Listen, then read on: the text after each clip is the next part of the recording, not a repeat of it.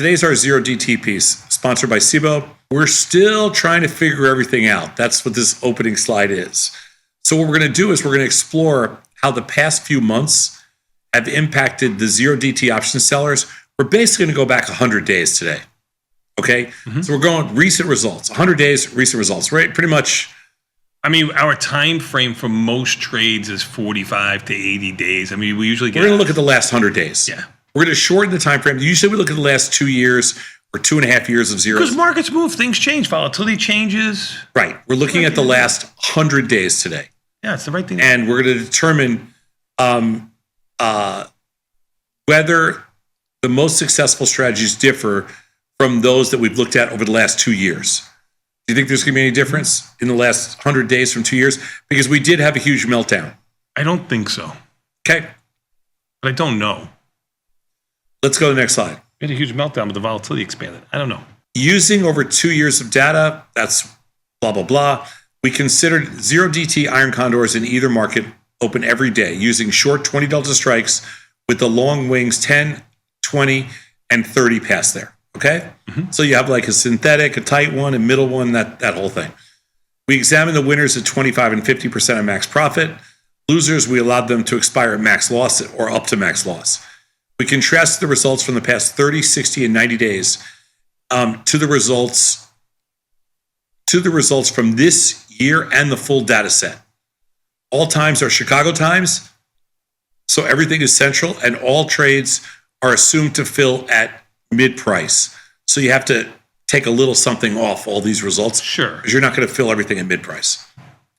Let's go to the next slide. That's just being extra cautious here. That's just trying to get as much as we can into the research. So we looked at all time. So this is nothing to do with just the last, this is of all time. Okay. And again, there's a lot on here. So we'll go through it. Just 25% profit targets with $10 wings, 25%, 50% profit with $10 wings. Then you have the 25% profit with 20 wings, and then you have the 25% profit, and then you have the 50% profit with 30 wings. You have all the numbers up there at the top. All the P&Ls, not all of them, but most of them are positive.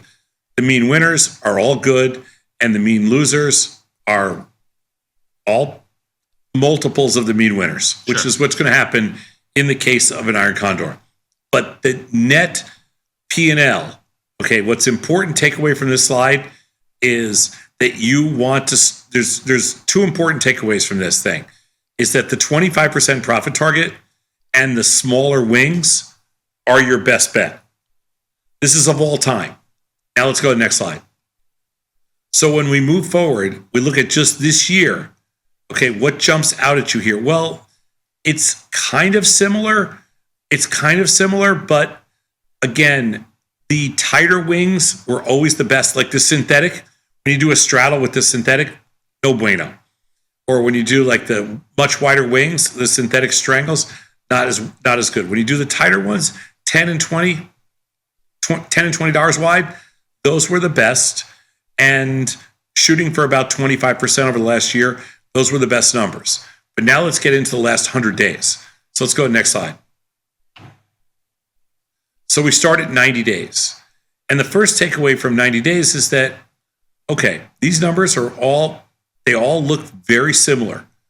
But if we were going to take the least amount of risk to make the most amount of money, the profit target ideally is at 25%. You don't make any more money going to 50%.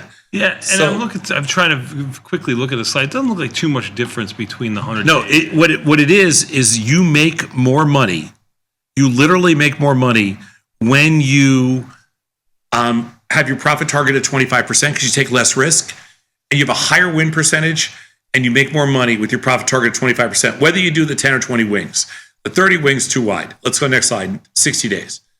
This is where it becomes like, again, whether you go for the 20 wings or the 10 wings, in this case, they're about a wash, but the 25% profit target, that's your big winner. Yep.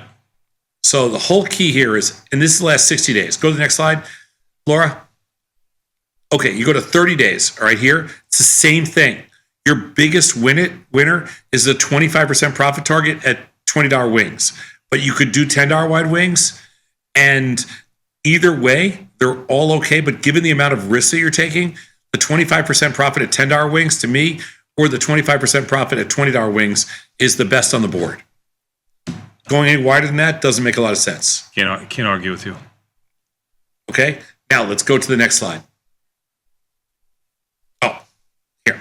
Takeaways. Last one, takeaways. The high premiums of recent days, especially from the beginning of April, have meant larger zero DT winners when we've had winning trades.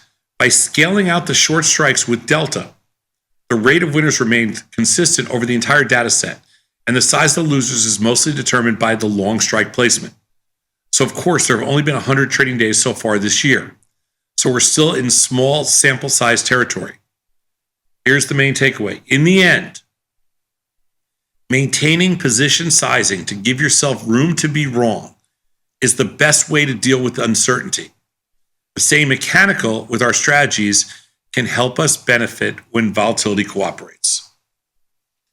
Nice job by the team. I think it supports a lot of what we've been doing in all of these longer dated 0 days too, which just means that, you know what, nothing really changes in a relatively short period of time, which is 100 days in this example.